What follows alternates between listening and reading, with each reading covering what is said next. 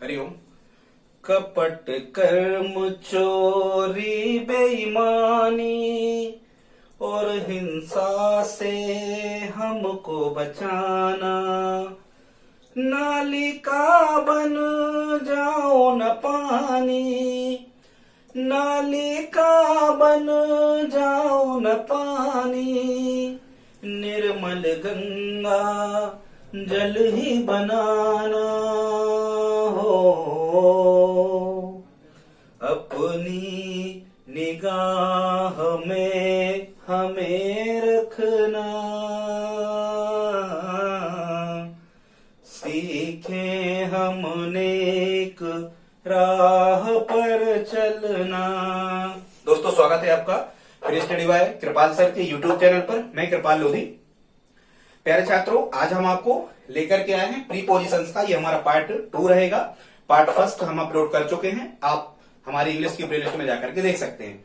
तो प्यारे छात्रों, आज हम आपको 2 प्रीपोजिशंस के बारे में बताने वाले हैं। एक तो अक्रॉस और सेकंड है बियॉन्ड। ठीक है, ये 2 प्रीपोजिशन के प्रयोग कैसे होते हैं आज हम यह सीखेंगे। प्यारे छात्रों, एक अपील है, यदि आप हमारे चैनल पर पहली बार आए हैं तो प्लीज हमारे चैनल को सब्सक्राइब जरूर कर दें। विनम्र प्रार्थना है, निवेदन है, विनती है। जो भी आप सबने कर दिया है सब्सक्राइब तो धन्यवाद, नहीं भी किया है तब भी धन्यवाद। यदि सब्सक्राइब नहीं किया तो प्लीज आप लाइक कर दें। ठीक है, बढ़िया। और हमारे सॉन्ग के बारे में बताएं कैसा लगा आपको। प्रार्थना थी, बड़ी प्यारी सी प्रार्थना है।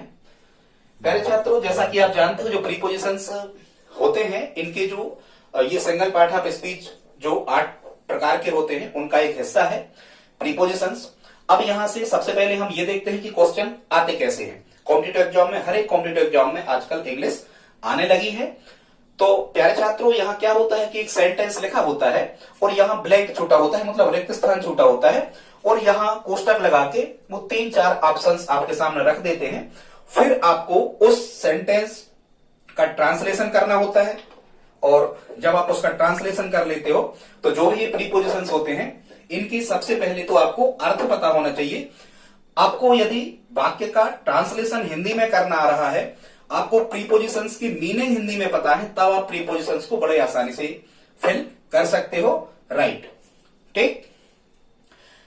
प्यारे छात्रों, अक्रॉस का जो प्रयोग है ये कहां होता है इसके बारे में हम चर्चा कर रहे हैं। तो सबसे पहले हमें इसका अर्थ जानना है। अक्रॉस का जो अर्थ होता है ये होता है के पार, आर पार, या फिर एक ओर से दूसरी ओर। माने किसी सड़क को पार करके हम जा रहे हैं, किसी जंगल को क्रॉस करके यदि हम जा रहे हैं तो अक्रॉस का उपयोग वहां पर किया जाता है। सबसे पहले आप इनके मीनिंग हिंदी में तैयार कर लें। अब हम देखते हैं कि अक्रॉस का प्रयोग हमें वाक्य में ट्रांसलेशन करना है, और इसके बाद में और क्या देखना है। तो जो वस्तु, व्यक्ति या स्थान हमें दिख रहे हैं, जिनको हम देख सकते हैं, जिनको हम देख भी सकते हैं और छू भी सकते हैं, स्पर्श भी कर सकते हैं।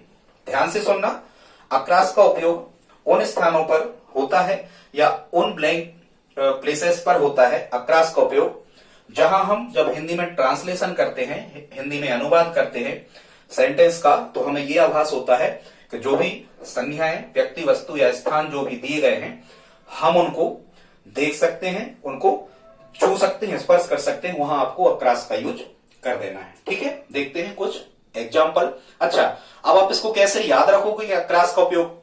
आप खुद देखो, किसी चीज को यदि आप क्रॉस कर रहे हो, पार कर रहे हो, तो आप खुद दिमाग लगाओ, आप उसी चीज को क्रॉस करोगे जिसको आप देख पा रहे हो, नहीं तो आप क्रॉस भी नहीं करोगे। और यदि आप देख पा रहे हो तो उसे स्पर्श भी कर सकते हो। ठीक है, ऐसे भी आप दिमाग लगा सकते हो। बाकी जो व्यंड है इसका भी अर्थ होता है के पार या के आगे। व्यंड का अर्थ के पार या के आगे, लेकिन व्यंड का उपयोग के पार या के आगे के अर्थ में किन सेंटेंसेस के बीच होता है जो आपको दिख नहीं रहे हैं, जिसको आप छू या देख नहीं सकते। जब ऐसा सेंस, ऐसा मीनिंग वाक्य की हिंदी ट्रांसलेशन में निकलता है तो आपको वहां पर बियॉन्ड का उपयोग कर देना है। आइए देखते हैं, कुछ सेंटेंसेस हमने लिखे हैं, अंडरलाइन भी करके हमने आपको बताई है कि हाँ क्रॉस ही क्यों आएगा। प्यारे छात्रों, यहां तक वीडियो देखा है तो प्लीज आप हमारे वीडियो को लाइक जरूर कर दें।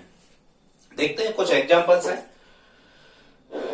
अब क्वेश्चंस कैसे आते हैं हम आपको बता चुके, ये ब्लैंक में ही आपसे पूछे जाते हैं। क्या कह रहे हैं, he lives just across the road. ठीक है, वह रहता है ठीक रोड के उस पार, ठीक है, के पार या आर पार, अक्रॉस मतलब वह रहता है जस्ट मतलब ठीक रोड के उस पार। तो देखो ठीक रोड के उस पार यदि वो रहता है तो रोड हमें दिख रहा है, इसलिए यहां पर काय का उपयोग होगा, अक्रॉस का। ठीक है, आई होप आप समझ गए होंगे। सेकंड एग्जांपल देखते हैं। कह रहे हैं there is a bridge across the river, वहां नदी के उस पार एक ब्रिज है, ठीक है, पुल है, तो यहां अक्रॉस का उपयोग होगा। तीसरा सेंटेंस कह रहे हैं ही रैन अक्रॉस द रोड, वह सड़क के पार दौड़ा या वह सड़क के उस पार दौड़ा, ऐसा ट्रांसलेशन हम कह सकते हैं। तो सड़क हमें दिख रही होगी, सड़क को हम स्पर्श कर सकते, छू सकते। अधिकांशतः ये जो क्वेश्चन आते हैं प्यारे छात्रों, ये रोड शब्द ही लिखा होता है। हमने जो ये क्वेश्चंस यहां पर जो एग्जाम्पल लिखे हुए हैं, ये सभी के सभी किसी न किसी एग्जाम में आए हुए हैं, इंपॉर्टेंट है।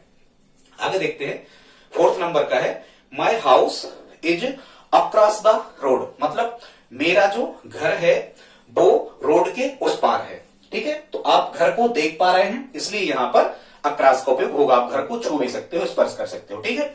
पांचवा सेंटेंस है I can swim across the river, मैं नदी को तैर कर पार कर सकता हूं। कैन माने होता है सकना, मैं नदी को तैर कर पार कर सकता हूं। तो नदी आपको दिख रही होगी, तभी आपने ऐसी चर्चा करी है, इसलिए यहां पर अक्रॉस का उपयोग होगा। एक और लिखा है he is standing across the road, वह सड़क के उस पार खड़ा है। स्टैंडिंग मतलब खड़ा है, वह सड़क के, वह कोई व्यक्ति है ही माने, वह सड़क के उस पार खड़ा है, तो उस पार के लिए अक्रॉस का यूज आप कर सकते हो, ठीक है। तो आई होप आप समझ गए होंगे, ये 5 सेंटेंस हमने आपको बताए। अब हम देखते हैं प्यारे छात्रों व्यंड का प्रयोग, और व्यंड का मतलब होता है के पार या के आगे, दोनों अर्थों में व्यंड का यूज किया जाता है। हम आपको बता चुके कि व्यंड का यूज कहां होना है, जो चीजें आपको दिख नहीं रही हैं, जिसे आप छू भी नहीं सकते और देख भी नहीं सकते, ठीक है। अब यहां से कोई आप लॉजिक, कोई ट्रिक आप बना लेना, व्योंड, ठीक है। यहां बीओ बाय बॉय भी कर दो। कुछ लड़के ऐसे होते हैं जिनको आप मारपीट नहीं कर सकते, तो देखो यहां बीओ बाय बॉय माने लड़का होता है। अब आप खुद बताओ, कुछ बच्चे ऐसे होते हैं स्कूल में, कुछ पेरेंट्स ने कठिन होते हैं कि उनके बच्चों को आप मारपीट नहीं कर सकते, तो नहीं माने आप उनको छू नहीं सकते, देख नहीं सकते, ठीक है। तो व्यंड का यूज आप कर देना के पार और के आगे के अर्थ में। अब हम देखते हैं कुछ एग्जांपल्स। जैसे फर्स्ट एग्जांपल हमने लिया है there is a temple beyond the mountain, मतलब आप जब इसका मीनिंग निकालोगे, अर्थ निकालोगे, तो क्या बनेगा, वहां एक मंदिर है, माउंटेन मतलब पहाड़ या पर्वत के उस पार, ठीक है। तो आप उस माउंटेन, उस मंदिर को, उस टेम्पल को आप देख नहीं सकते, छू नहीं सकते, स्पर्श नहीं कर सकते, क्योंकि वो माउंटेन पहाड़ियों के उस पार है। तो यहां पर के पार के अर्थ में काय का यूज होगा, व्यंड का, ठीक है। आगे देखते हैं, अगला सेंटेंस है व्हाट इज व्यंड द रिवर, मतलब क्या कह रहे हैं, कह रहे हैं नदी के आगे क्या है, अब दिख नहीं रहा। देखो एक तो वाट लिखा, वाट मतलब क्या होता है, क्या, ठीक है। ये प्रश्नवाचक चिन्ह लगा हुआ है, इससे आप समझ जाओगे कि क्या का सेंस यहां पर वाट माने निकलना है। What is beyond the river, नदी के आगे या नदी के उस पार क्या है, तो आप देख नहीं सकते, छू नहीं सकते क्या है, इसलिए यहां पर बियॉन्ड आएगा। तीसरा एग्जांपल हमने लिया है थर्ड नंबर का, कह रहे हैं there is nothing beyond life, there is nothing beyond life, life मतलब होता है जीवन, यहां जीवन के आगे कुछ नहीं है, नथिंग कुछ नहीं है, यहां जीवन के आगे कुछ नहीं है। आप जीवन के आगे क्या है ये देख नहीं सकते, छू नहीं सकते, इस चीजों को स्पर्श नहीं कर सकते, इसलिए बियॉन्ड आएगा। There is nothing beyond life, जीवन के आगे क्या है नहीं पता। आगे देखते हैं 4 नंबर पे, there was a forest beyond it, कह रहे हैं वहां, देयर वाज अ फॉरेस्ट, वहां एक जंगल था। क्या कह रहे हैं, वहां एक जंगल था, मतलब वाज लिखा है, वाज माने था, एक जंगल था, अभी आपको दिख नहीं रहा है वो जंगल था, मतलब पहले कभी रहा होगा, अभी नहीं है। ये सेंस जब आप निकालोगे ट्रांसलेशन करके तो आप समझ जाओगे कि हाँ बियॉन्ड आएगा। 5वां सेंटेंस हमने लिया है there are things beyond our imagination, ठीक है। इमेजिनेशन मतलब होता है सोचना, हमारी सोच, ठीक है। देयर आर नथिंग, हमारी सोच के आगे कुछ नहीं है। क्या कह रहे हैं, देयर आर, कुछ नहीं, there are things beyond our imagination मतलब हमारे सोच के आगे भी वस्तुएं हैं। तो क्या वो वस्तुएं आपको दिख रही? हमारी सोच के आगे भी कुछ वस्तुएं हैं, क्या वो वस्तुएं आपको दिख रही? नहीं दिख रही, इसलिए यहां पर क्या आएगा?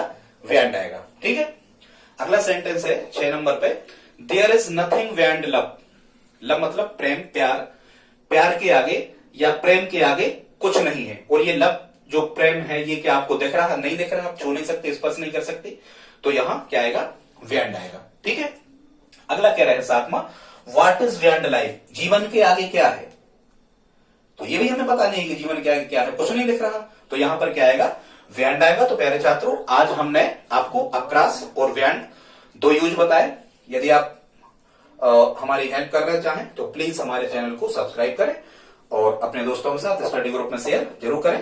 प्यारे छात्रों, मिलते हैं अगले वीडियो में, तब तक के लिए जय हिंद, जय भारत।